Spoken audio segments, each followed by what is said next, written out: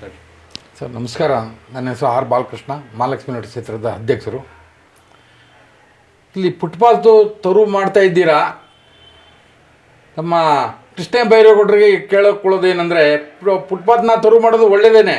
ನೀವು ಫುಟ್ಪಾತಲ್ಲಿ ವ್ಯಾಪಾರ ಮಾಡ್ತಾ ಇರೋರಿಗೆ ಬೇರೆ ವ್ಯವಸ್ಥೆ ಮಾಡಿ, ನೀವು ಸರ್ಕಾರಿ ಜಾಗಗಳು ಎಲ್ಲೆಲ್ಲಿದೆ ಗುರುತಿಸಿ ಅವ್ರಿಗೆ ಪರಿಹಾರ ವ್ಯವಸ್ಥೆ ಮಾಡಿ ನೀವು ತೆರವು ಮಾಡಿದ್ರೆ ತುಂಬ ಒಳ್ಳೆಯದಲ್ವಾ?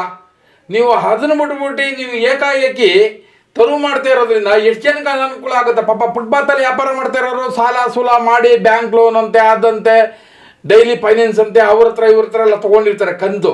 ಇನ್ನೊಂದು ವ್ಯಾಪಾರ ಮಾಡ್ಬೇಕಾದ್ರೆ ಅಂಗಡಿ ಅವರು ಮಂಡಿ ಮರ್ಚೆಂಟ್ಗಳ ಹತ್ರ ಸಾಲ ತೊಗೊಂಬಂದಿರ್ತಾರೆ. ಆ ಸಾಲ ಕೂಡ ಯಾವ ಥರ ತೀರಿಸ್ತಾರೆ ಅವರು?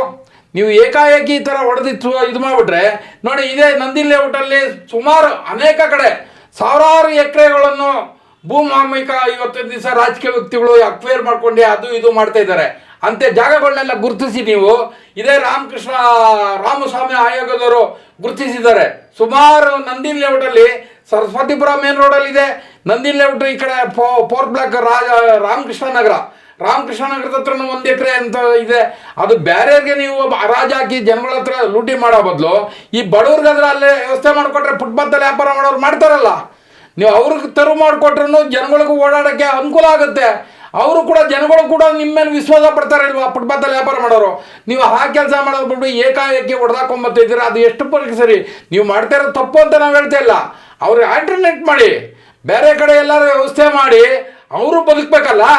ಅವ್ರು ಬದುಕಲಿಲ್ಲ ಅಂದರೆ ನೀವು ಖಾಲಿ ಇವತ್ತಿನ ಏನಾಗಿದೆ, ಎಲ್ಲೆಲ್ಲ ರೈತರುಗಳ್ನೂ ಒಕ್ಕಲೆಬ್ಬಿಸ್ತೀರಾ, ಈ ಕಡೆ ಫುಟ್ಪಾತಲ್ಲಿರೋ ಜನಗಳನ್ನೂ ಒಕ್ಕಲೆಬ್ಬಿಸ್ತಾ ಇದ್ದೀರಾ. ಏನು ಮಾಡಬೇಕು ಅಂತ ಹೊರಟಿದ್ದೀರಾ ನೀವು?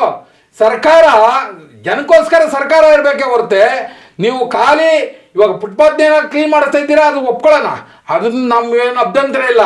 ನಾವು KRS ಪಾರ್ಟಿಯವರು ಯಾವತ್ತೇ ಆಗಲಿ ಫುಟ್ಪಾತಲ್ಲಿ ವ್ಯಾಪಾರ ಮಾಡೋರಿಗೆ ಆಗಲಿ ಬಡ ಜನಗಳಿಗೆ ಎಲ್ಲಿರ್ತಾರೆ ಅವ್ರಿಗೆ ನಾವು ಬೆಂಬಲವಾಗಿ ನಿಂತ್ಕೊಳ್ತೀವಿ. ಹಾಗೆ ರಾಮಸ್ವಾಮಿ ಆಯೋಗದಲ್ಲಿ ಸಾವಿರಾರು ಎಕರೆ ಒತ್ತುವರಿ ಆಗಿದೆ ಅಂತ ಅಂದ್ಬಿಟ್ಟು ವರದಿ ಕೊಟ್ಟಿದ್ದಾರೆ. ಸುಮಾರು 15 ವರ್ಷ, ನನಗೆ ತಿಳಿದ ಮಟ್ಟಿಗೆ 15ರಿಂದ 16 ವರ್ಷದ ಮೇಲೆ ಆಯಿತು. ಅದನ್ನು ಇವಾಗ ಫುಟ್ಪಾತ್ ಯಾವ ಥರ ತೆರವು ಮಾಡ್ತಾ ಇದ್ದೀರಾ, ಅದೇ ಥರ ಇದನ್ನು ಯಾವಾಗ ನೀವು ತೆರವು ಮಾಡ್ತೀರಾ ಅಂತ ಅಂದ್ಬಿಟ್ಟು ಜನಗಳಿಗೆ ಮಾಹಿತಿ ಕೊಟ್ಟು ಅಂಥ ಜಾಗಗಳಲ್ಲಿ ಈ ಜನಗಳಿಗೆ ಒಂದು ಮಾರ್ಕೆಟ್ ಥರ ಮಾಡಿಕೊಟ್ರೆ ನಿಮ್ಗೆ ಎಷ್ಟು ಅನುಕೂಲ ಆಗುತ್ತೆ, ಜನಗಳಿಗೂ ಅನುಕೂಲ ಆಗುತ್ತೆ, ನಿಮ್ಮ ಸರ್ಕಾರಕ್ಕೂ ಒಳ್ಳೆ ಹೆಸರು ಬರ್ತದಲ್ಲ. ಸ್ವಾಮಿ, ನೀವು ಸರ್ಕಾರನ ಒಂದು ಕಡೆ ಕೆಟ್ಟ ಹೆಸರು ತರಿಸ್ಕೊಟ್ಟು ಈ ಥರ ಮಾಡಿ ಜನಗಳ ಹತ್ರನೂ ಚೀತು ಅಂತ ಉಗಿಸ್ಕೊಳ್ಳೋಂಥದ್ದು ಎಷ್ಟು ಸರಿ ಇದು? ಅದನ್ನು ನೀವು ಆದಷ್ಟು ಬೇಗ ರಾಮಸ್ವಾಮಿ ಆಯೋಗದಲ್ಲಿ ಸಾವಿರಾರು ಎಕರೆ ಅಕ್ವೈರ್ ಆಗಿರೋದನ್ನ ಯಾವತ್ತು ಬಿಡ್ತೀರಿ ಅಂದ್ಬಿಟ್ಟು ಇವತ್ತು ನಾಳೆ ಒಳಗೆ ನೀವು ಮಾಹಿತಿ ಕೊಡಬೇಕಾಗುತ್ತೆ. ಅದೇ ಕೃಷ್ಣ ಬೈರೇಗೌಡ್ರೆ ಸ್ವಲ್ಪ ಆಲೋಚನೆ ಮಾಡಿ ಅವ್ರಿಗೆ ಬೇರೆ ಕಡೆ ವ್ಯವಸ್ಥೆ ಮಾಡಿಬಿಟ್ಟು ಹೊಡೀರಿ. ನೀವು ಬೇಡ ಅಂತ ಹೇಳೋದಿಲ್ಲ, ಇಲ್ಲದೆ ಹೋದರೆ ನಾವು ನಿಮ್ಮ ವಿರುದ್ಧ ನಾವು ಚಳುವಳಿ ಮಾಡಬೇಕಾಗುತ್ತೆ.